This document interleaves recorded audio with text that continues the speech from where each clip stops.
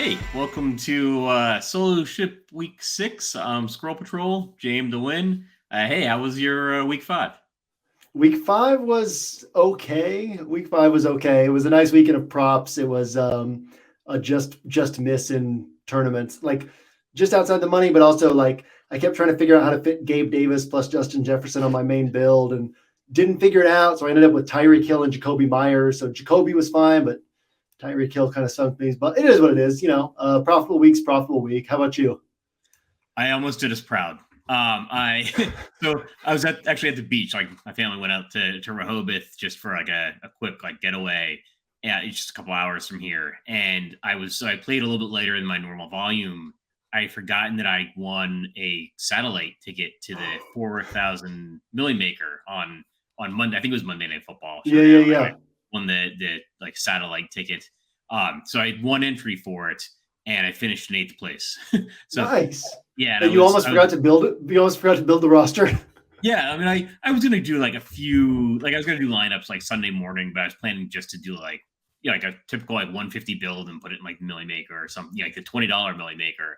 I'm like, ooh, I got this ticket. Like I forgot about this, and and so I put in like a Josh Allen, Gabe Davis, Khalil Shakir, Nice. Yeah. and Austin Eckler. Like Austin Eckler was like that last piece running back. It's like, well, like Eckler's good. It's fine. He'll get some receptions or whatever, right? And then put him in.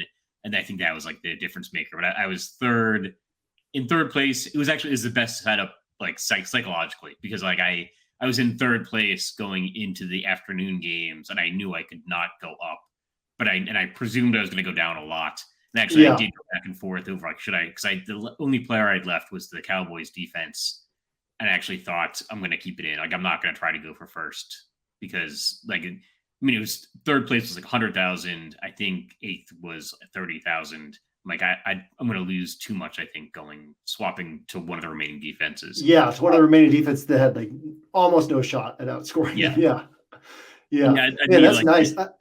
And especially Arizona. We came out this week where like we saw people playing Josh Allen with no stacking partners, and it's like I get it if Josh Allen scores 30 points, he doesn't bring anyone with him, but don't you want him to score 40? And if he scores 40, doesn't he bring somebody with him? So yeah, I love that the Gabe Davis, Khalil Shakir, and just looking at we didn't get to do our show together last week, but I'm sure just looking at ownership projections, it's like the same thought I kept having was like Gabe Davis at this ownership and like the type of ceiling he has, and then 3 minutes into the games, you're already like, okay, well, this roster's in pretty good shape. I know that now.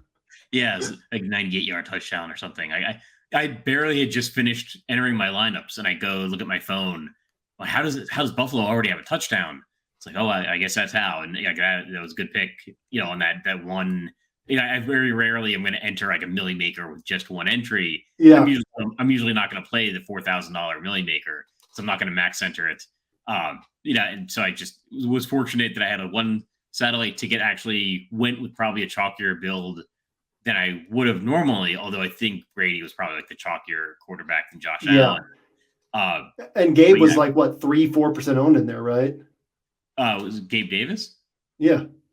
Oh, I don't know. I wanted to pair Josh Allen because I knew like Josh Allen has the upside that maybe Brady doesn't have. Right. So I was going to pair him. And if Pat Fryermuth had done anything, I'd be a millionaire. He got like concussed early, didn't he, in that one? Yeah, I think he might have gotten a touchdown. So it wasn't like a total wash, but he maybe got like 6 or 7 points and then left with a concussion. I think I had Chris Olave, who also was concussed. Yeah. Man, those injuries. Yeah. Well, we got a good week this week, don't we? Was it? I said we had a good week this week with that Bill. I feel like that Bills, speaking of like chalky stuff, I feel like that Bills and Chiefs game is going to draw a lot of ownership. Makes a really interesting single entry week this week. It is. It's actually a fascinating single entry week. It's one of my favorite weeks, I think, so far, because we're starting to get all the things we get in a typical NFL week, right? Where we've got some injuries, we've got the fill-in cheap running backs we maybe weren't expecting at the beginning of the week. We've got like Benjamin, Kenneth Walker. I think they're priced up a little bit, but probably not as much as they should be. Ramandre Stevenson, and now Darrell Henderson, I think, might Yeah. as well. Yeah. Cam Akers is out. And then we have like that one standout afternoon game, playoff matchup, the Bills and Chiefs, that game, I think it was the AFC Championship, and it was just going back and forth, and it's going to draw a ton of ownership. And so it's going to be interesting to see what happens. I think it's for single entry in particular, it's an interesting setup because I think that game is going to get a ton of ownership, but it also has a lot of upside. It's hard to get away from. Yeah. Have you looked at ownership, like early ownership projections yet? A little bit. So right now, Mahomes is coming in at like sub 3% and Kelsey sub 5%, which like from a standpoint of what's likeliest to happen, we know the Bills have probably the best defense in the NFL, but then how do Josh Allen and Stephon Diggs end up being the tournament winners if Mahomes and Kelsey are doing nothing, And so it's kind of one of those weeks where I wrote up my stuff in the NFL Edge before ownership came out. And I was like, okay, well, what we're going to see here is higher ownership on the Bills side, low ownership on the Kansas City wide receivers. But I thought Kelsey would still draw the ownership. I thought Mahomes would still, I said Mahomes will probably be the third highest owned quarterback behind Josh Allen and Brady. But instead, he's way down here. And so it kind of like shifts my thinking to say, whereas before I would have said, well, Mahomes at high ownership in this tough matchup, people are underrating how tough this matchup is. And now it's like, well, people are overrating how tough this matchup is. If Mahomes and Kelsey stay down here, they become super interesting for single entry this week. I agree. And so the spread is actually a little wider than I would have thought. Because Kansas City's at home, and Buffalo is favored by 3 points. I believe they're favored by 3 points. And that's giving Buffalo an implied point total that's way higher than the other teams on the slate. Whereas Kansas City kind of falls in with some of the other teams. Like Green Bay has a pretty similar implied point total. I think like the Rams are up there. Like Baltimore is not too low. Even like San Francisco's at 25. Kansas City, we've got like at between 25 and 26. And so the ownership, I think the projections then aren't overwhelming you with Chiefs players because a lot of the projections rely on like implied point totals. And so, like Patrick Mahomes isn't projected that highly. Travis Kelce is not projected to be the highest owned tight end. I think it's going to be Tyler Higbee again. So it's an interesting setup because I think you can game stack this game with a bunch of pieces. You have to make some like real sacrifices with value, but we already know there's some value running backs you can stick in there, or you can go off this game entirely. And I'm actually a little bit interested in the idea that maybe this game doesn't hit its total, or even if it does hit its total, it's in ways that are not necessarily beneficial for DFS scoring. So like maybe there's some defensive touchdowns, like maybe like Sky Moore and Noah Gray are getting some touchdowns. Maybe it's like Dawson Knox gets like a touchdown, but that's his only reception. And that there are pieces in this game. The pieces of this game all add up to something that you can fade. Like there's nobody necessarily from this game that you absolutely have to have. And that maybe then you can find some pieces in other games that are at extremely low ownership and that you can put in there to win in single entry. I think that if somebody's just kind of tuning into the week right now and watching the show, that sounds crazy to them. And then when you really dig into this game, after I read Mike's write-up in the NFL Edge yesterday and started putting together my DFS interpretations, it was like, because all week I kept being like, the over-under is only 54, which means Vegas is saying that half the time it finishes under 54 points. Like a 27 to 24 game with the price tags on these players is not a had to have it type of game. And they're saying that can happen 50% of the time. And then when you really start digging into it, you're like, yeah, this really could underwhelm. Buffalo could spread the ball around enough. I was going to throw Dawson Knox's name in there right before you said it. Like the touchdowns could go to the wrong guys. Devin Singletary can score a touchdown or two, but he's never topped 25 Draftkings points in his career. And Dawson Knox could get a touchdown or two. Diggs could get the yards. Isaiah McKenzie could get it. He was 2 or 3 touchdowns on the season, but I think he only has one game over 12 Draftkings points. And so the scoring could just kind of be spread out. And then same thing on Kansas City, where they're giving the ball to all these different wide receivers and these different running backs. And so if Kelsey doesn't get all the touchdowns, we could have something like a Bills won this game 38-20 in the regular season last year with Tyreek Hill still on Kansas City. And so we could certainly have a situation where this is not a had to have it game. And I'm, Could we come out with Josh Allen bombing the ball to Stephon Diggs, and that's the way that this game plays out? Absolutely. And then the chalk hit. But the likelier scenario is that this game hits with other pieces, or that this game doesn't hit. And so, yeah, something like I think this is important to lay out. I laid this out on my show with Pete Overzet a little bit ago, but the last 7 times that Kelce had a score you would want, going back to last year, Mahomes in those games, 30 points, 24 points, 38 points, 35 points, 39 points, 28 points, 36 points. If you play Kelce, if Kelce hits, Mahomes is hitting too. That's a free square if Kelce hits. And so if Mahomes is coming in at low ownership, that's a way to play it, is like, okay, Mahomes plus Kelce, bring back Gabe Davis or Isaiah McKenzie at low ownership. Or, just say, hey, maybe this game doesn't hit, and there's some other spots where offenses could go off for big games, right? Brady's going to be lower owned this week than last week. Lamar Jackson's not going to grab a ton of ownership. Kyler Murray's going to be kind of low owned. There's certainly other spots that we could go this week.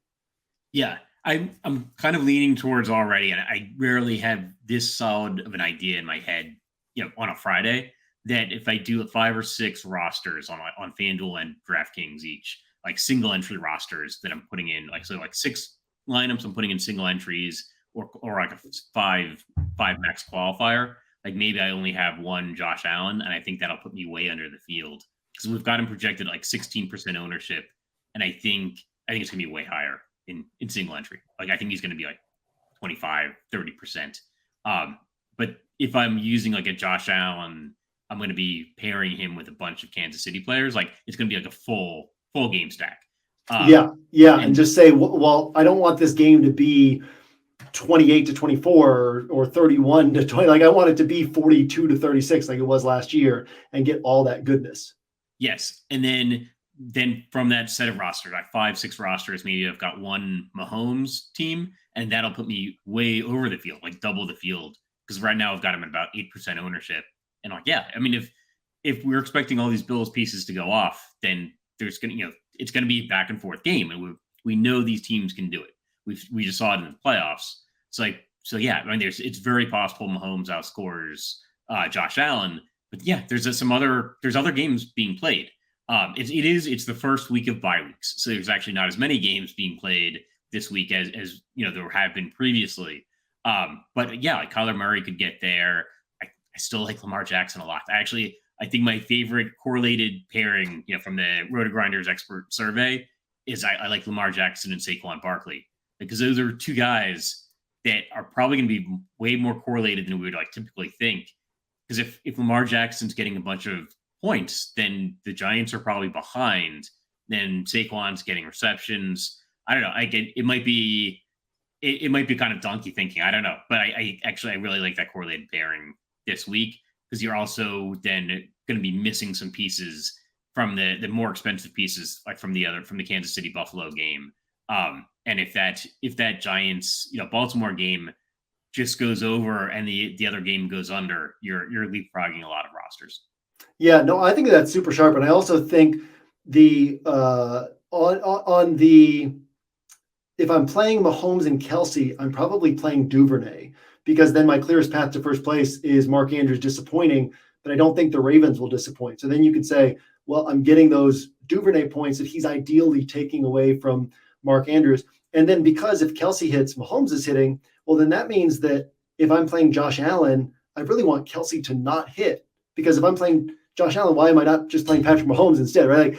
To me, it's pointless to play Josh Allen with a Kelce bring back, because it's like, well, you might as well just take the free square with Mahomes. So Josh Allen, like plus one of his pass catchers plus Mark Andrews, doesn't sound correlated to other people, but it actually is, because you're saying that Kansas City scores their points in some way other than Travis Kelce, and so you get Mark Andrews on there. But yeah, I like the way that those spots play off each other. The pricing is kind of similar on those spots. The ceiling is similar on those spots, and so like playing off the Ravens offense and then this game over here that it looks totally unrelated, but because people have to decide between Andrews and Kelce at the high ends of the price range, it makes it pretty interesting. And I actually really like that Lamar Andrews Saquon, or Lamar Duvernay Saquon. Wan'Dale Robinson's also interesting in that game, and one of the easiest ways to not lose money in DFS is to only play good players. But I actually I think that Daniel Jones, Wan'Dale Robinson, Mark Andrews, something like that is also interesting this week, because is Daniel Jones a good player? No, but can he put up 30 plus points? Absolutely. And so there's certainly some interesting, like you said, I like this slate because it's not that complicated. There's only a few good spots, but most people will be focused on one or two good spots. And then there's these other good spots that you can also sort of look to. And the running back's interesting because there's so many options at running back, but most of them are good. So when there's a ton of good options, my thing is like, don't overthink that spot. I am curious your take on Ramandre Stevenson at as high of ownership as he's probably going to see in single entry. You have any takes there? I'm probably not going to try to get away from it. Like I'll probably have a lot of Robinson. I'll probably have a lot of Benjamin. And then I'll probably have a lot of rosters that are 3 running backs as well, because the running back position is pretty stacked this week. And one of my things has always been that if something happens after pricing, I don't try to fight it. Like it, and I believe like the prices on some of the like the value running backs, like is the one that really sticks out to me. And then Ramandre, is 4,600 on DraftKings. Ramandre is 6,000. Like that's a little bit more expensive than I would like, but he's also like good. It's not like Jamal Williams, who and Jamal, we talked about this a couple weeks ago, right? Jamal Williams, he played 48% of the snaps the week when he had his longest run of his career, scored 2 touchdowns and barely hit value. Ramandre last week, I think this is important.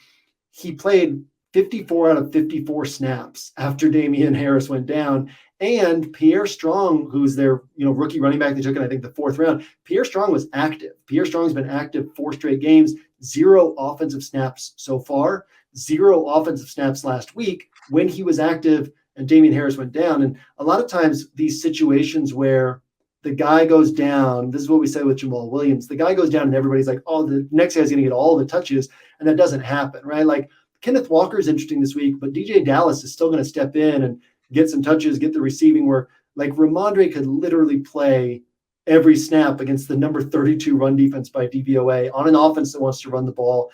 I will say, like, I cannot get away from how many times in the player grid we've had a situation like this, and I've been like, listen, this is good chalk. You don't have to overthink it, and you can move away from it. This guy can still disappoint, right?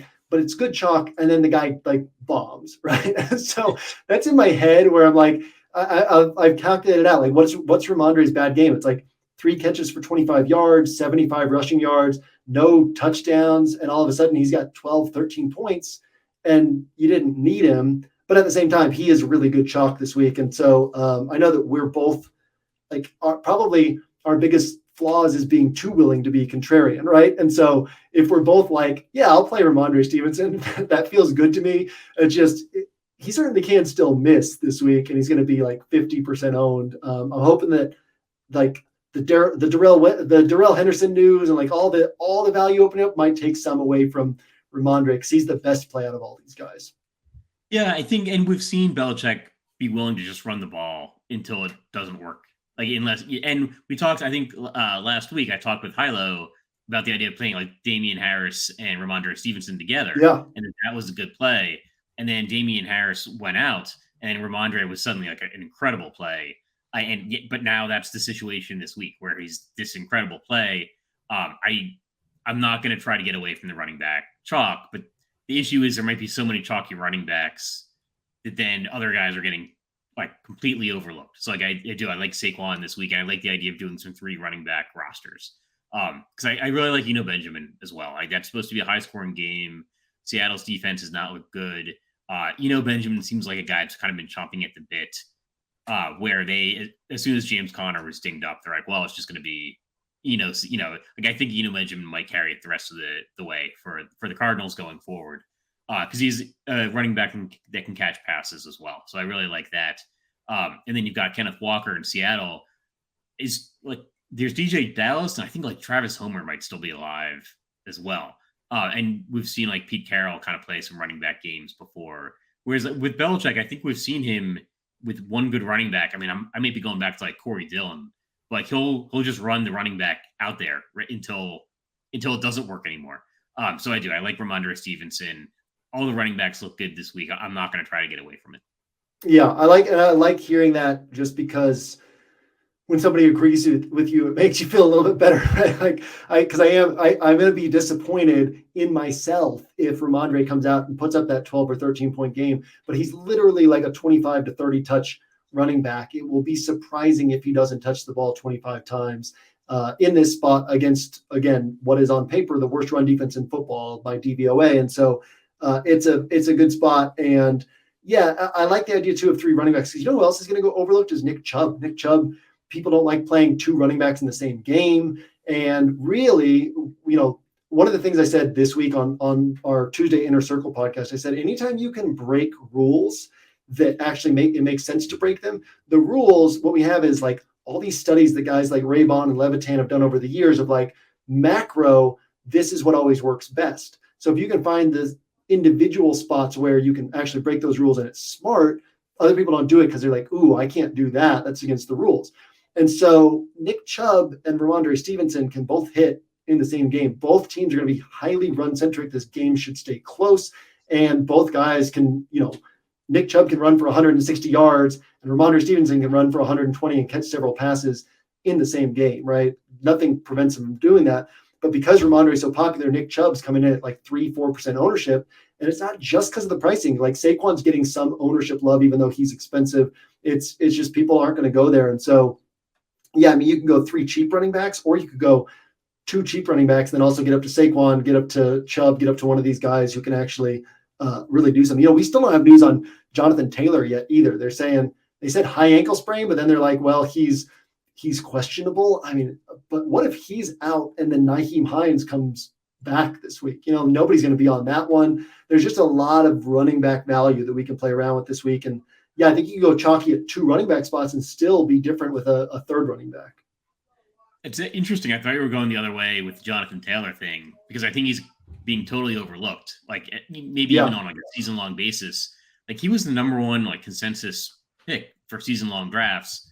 And he had a high ankle sprain, but I believe he practiced. I think he was limited practice yesterday, which I think you see all the time. Like guys don't practice on Thursday, but I think he practiced today.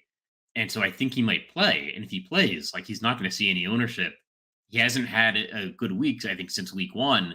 But I mean, that's a guy that can get 3 touchdowns. The Colts have looked terrible. But like I'm looking for guys. What I'm looking for is guys at low ownership that can break a slate. Jonathan Taylor, if he plays, I think is going to fit that bill.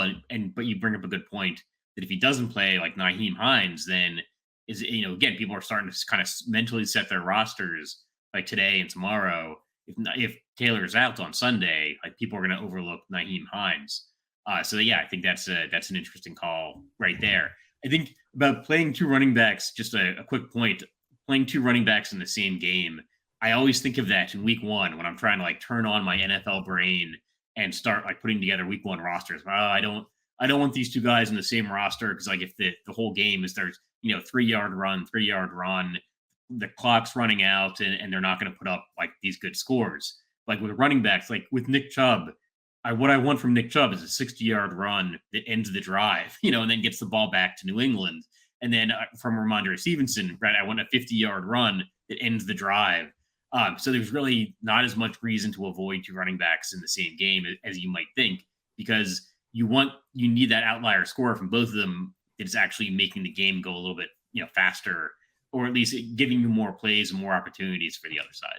Yeah, like an easy way to say that is like explosive players, and like 2 explosive players in the same game is always good. And that's a perfect way to put it, was like Nick Chubb, you're not rostering him hoping he gets 4 yards, 3 yards. You're not rostering him hoping he gets 30 carries and like a blowout win. You're rostering him hoping that he gets some big runs. And same thing with Ramandre. They can certainly both do that in the same game. And so, yeah, that's one of the ones that I've kind of played around with. What I like about this slate is because the chalk is somewhat sharp, it's going to be so easy for people to stick with that. When it's sharp, it's hard for people to see how it could fail, right? And so, but you can look at Pete Overzet and I were looking at the chalk roster, and it was like Rondell Moore and Tyler Lockett and Chris Godwin, and it's like when Chris Godwin has hardly ever scored 20 points with Brady. When he goes over 20, he can go for like 35 or 40, but most of the time he's like 15, 17, 18 points. Rondale Moore has hardly ever gone over 29 yards in his career, right? Tyler Lockett, he's been hitting, and so it's like, how could he miss? But we've seen Tyler Lockett hit for 40 points and then go for 4 points the next week. Like, it's pretty easy to look at things on Friday or Saturday and be like, ooh, I don't even know how these guys could miss. But if all of them miss on Sunday night, none of us are going to be like, how did all these guys miss, right? We'll be like, oh yeah, of course these guys could miss. And so it's like there's sharp chalk, there's sharp games, but also there's some places that are going to go way overlooked. Chalk is kind of hit back-to-back weeks. And so, there's just good spots that are not the best spots. And so because of that, people aren't going to be on them. And it gives us some, like, I think some really, and then there's not that many good spots, right? So it's like, you don't have to go way off the board this week. There's just a few. My quarterback list is like 3 guys, unless I stretch out to like Daniel Jones or Lamar Jackson or Kyler Murray, right? It's like Mahomes and Josh Allen and Brady are the sharp plays. And then you can kind of stretch out to a few other guys. And then there's all these guys you're like, I don't even want to touch them, right? So, I feel like in single entry, there's ways to be intelligently different this week on good plays, and there's not that much to choose from, which is really nice. Yeah, I think that's the week. And so it looks like a straightforward week where I think people are going to be playing a ton of Kansas City and Buffalo, but I think, intelligently deviating from that. But actually, I think you brought up an important point that I think there's a lot of Arizona and Seattle guys that project well. And I think there's a human tendency with DFS to say, well, I don't want to go with the most obvious thing. And I think actually Arizona and Seattle is going to see a lot of ownership as well, like maybe as much as Kansas City, Buffalo, because the prices are much better. And I'm seeing the same guys like pop when I run projections or run any kind of lineups. It's like Rondale Moore, Tyler Lockett, like they're really well priced. And then you're going to add Eno Benjamin to that mix. And I like Eno Benjamin because I think his role is going to far exceed his price. But Rondale Moore in particular is a guy that's always going to project well because he's going to get a bunch of receptions that's not necessarily leading to an outlier score. And I think you're going to see a bunch of those like mini stacks, like the Tyler Lockett, Eno Benjamin, and Rondale Moore. And so I think that Arizona Seattle game is going to go probably over-owned as well as like Kansas City and Buffalo.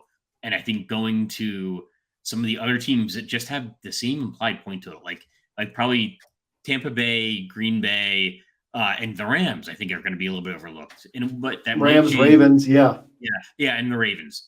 And I think Darrell Henderson might bring up the overall Rams ownership, but I don't think anyone's going to run it back with the Carolina guy either, because their implied point total is only like 15, like 15 or 16. But like DJ Moore is a guy we know has talent. We know that Christian McCaffrey has talent. And Christian McCaffrey doesn't necessarily need a big game from Carolina to put up a big score because like he can get those receptions. I'd probably have to look back at like the Paul Walker, like PJ Walker games from last year. And well, McCaffrey's probably out. I don't know if they've I can actually pull up the numbers real quickly, but that would take too much time. But it's in the NFL Edge. It was, I think Hilo wrote up that game and he broke down or maybe it was Mike, but the last 2 starts for PJ Walker, he supported a huge game from DJ Moore once. He supported a huge game from Christian McCaffrey once. When you have a backup who comes in, they tend to lock on. I mean, that's one reason I played Jacoby Myers on my main roster last week, because it's like he was coming back from injury, so nobody wanted to play him. He was playing with a third string quarterback, so nobody wanted to play him. But who's that third string quarterback going to lock onto? The guy who is his best weapon, the guy who gets open the most. And DJ Moore could easily come out and put up a big game. I think that's interesting. The low total takes everyone off of it, but there's a lot of unknowns in that spot, right? Like the Rams could come out and have their best game of the season, and Carolina could come out and play really well. I don't think that it's a stretch to say that PJ Walker is an upgrade on Baker Mayfield at this point. Baker Mayfield, who's by most metrics been the worst quarterback in the NFL this season. And PJ Walker could certainly come out and game manage these guys to a big game, right? How many deep shots is he going to take to Robbie Anderson? Probably not that many. So most of the volume is going to go to DJ Moore and Christian McCaffrey. And that's obviously a scary one to pull the trigger on, like smaller field single entry, but large field single entry. I think that one becomes really interesting as well. Yeah. And so along the similar line of thinking, there's a lot of unknowns. Tampa Bay and Pittsburgh. Like we don't know how Pickens to Pickett is really going to evolve. Like it didn't. like, the Buffalo game was a romp last week. And Buffalo's a really good defense that, like you guys wrote up, it's built to confuse quarterbacks. And so having a quarterback making his first NFL start against Buffalo, and Tampa Bay is not much easier of a defense, but we don't know. We don't know. Maybe Pittsburgh's playing at home. Maybe Pickett's a little bit better than people think. And he's probably going to lock on to his guy seems to be Pickens and probably Deontay Johnson. And again, receptions are a full point. So yep. Yeah, we'll see that there could be guys from that game, but then all of this thinking leads to the idea that I think you can stack games other than this Kansas City Buffalo game and stack games other than the Arizona Seattle game, because there's a lot of unknowns, but there's still some teams, there's still some offensive talent and still some teams that are expected to put up high point totals. Yeah, I said this week, if I were a mass multi-entry player, I would stack Pickett, Pickens, and Deontay Johnson every single week the rest of the season, because I'm convinced that stack will be in first place in a Millie Maker at some point this season, because Pickett's going to have down games, but he's going to have some 30-point games this year. And George Pickens is going to cost 6,200 to 6,500 deeper into the season. And Deontay Johnson's going to be, in the 6K to 6.5K range. But there's a lot more upside on that offense than people realize. And upside can hit in tough matchups. So my first practice build this week had those three on it. And then as I got deeper into the week, it was that's probably not necessary against the Tampa defense in small field single entry. But the ceiling is there, and so same type of thing, especially, obviously we're a single entry show, but we start talking about mass multi-entry, that's an offense that you want to just every week allocate a portion of your builds to that offense, because they're going to have some big games this season as well. And they've got that downfield work, right? Trubisky was 4th in the NFL in average intended air yards.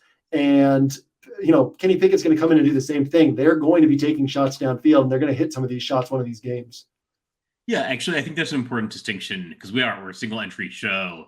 So I'm probably not going to be doing a Pittsburgh stack like a Kenny Pickett, George Pickens, Deontay Johnson stack in single entry.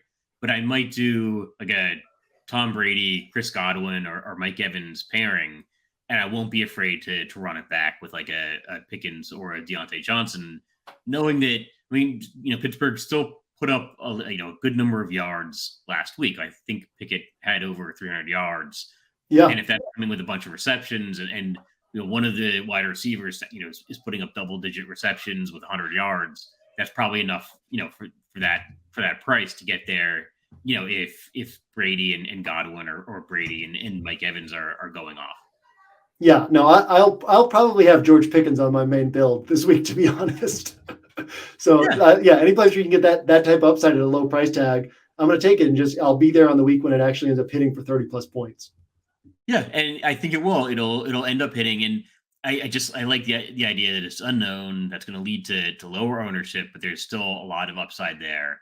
I guess any other thoughts for the week? Anything we didn't hit on that you wanted to hit on? No, I love the timing of this show, because I feel like you're kind of starting to work through your thoughts, and then on my end, I've done my DFS interpretations for the NFL Edge. I've done a couple other shows. I've built my player grid but not written it up, and so it's I'm kind of able to tie up my thoughts in this in a compact package, which makes me feel really good heading into the weekend. And I love getting your takes on some of these spots are a little more sticky, like the Ramandre Stevenson thing at that high ownership. And that's kind of how I was seeing it, but that helps me feel okay, at least if he bombs, we're both there, instead of me being I knew this could happen. But I like this week a lot. I think it's a great week for us. Yeah, I agree. And it's good to get the injury reports from practice on Friday, and that really shapes up what the injury situations are going to be, and it kind of usually narrows down the injury situations as well. But yeah, that'll do it for Solo Ship Week 6. Jam, good luck this week. All right, appreciate it, man. See you soon.